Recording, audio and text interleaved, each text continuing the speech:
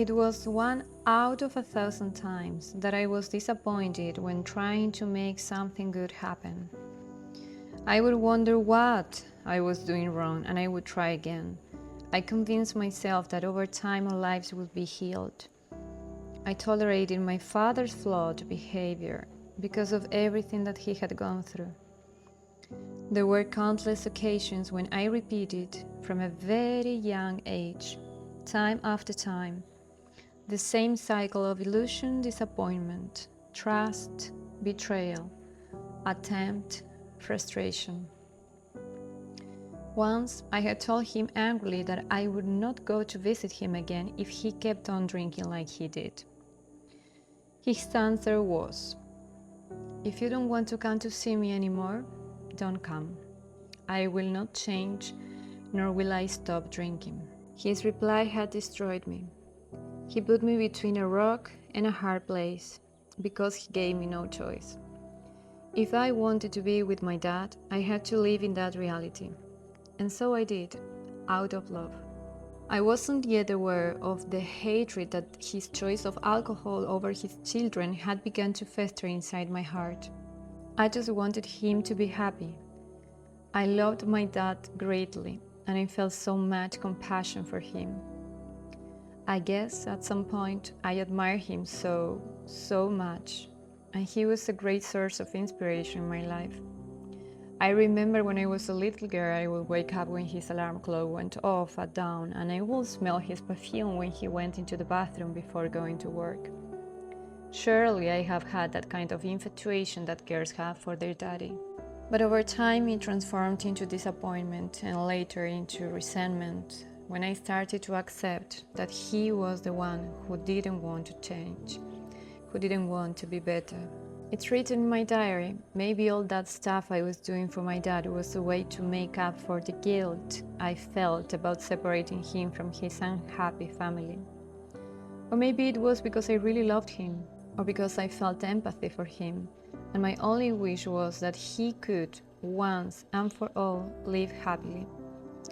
I don't really know. What I do know, it's all of the illusions and expectations that I had placed onto him. My infinite prayers day and night for his well-being. Only I know how much I did to prevent bad news or more problem from reaching him. How I always tried to bring joy to his heart and foment a positive attitude in his mind, even when I was tired, even when I felt disillusioned, even when I had my self-esteem shattered. I had never argued about anything. I had hardly raised my voice, and I had always protected him from all that I could. My mind functioned like that for many years, exhausting and frustrating years. But it was my dad, what I was supposed to do. At that time I felt the need to give up even my own dreams for his happiness. My dream of going far away to sing around the world. My most precious dream, my only aspiration as a child, I was willing to sacrifice it so that he could be okay. Only after I started my process of healing, I could identify that it was not my duty to sacrifice my own life in order for him to be happy. It was a wrong concept of love that I had developed, that I had created according to the environment that I was raised. It was my idea of, if I give you my all and you are happy, then I will be happy.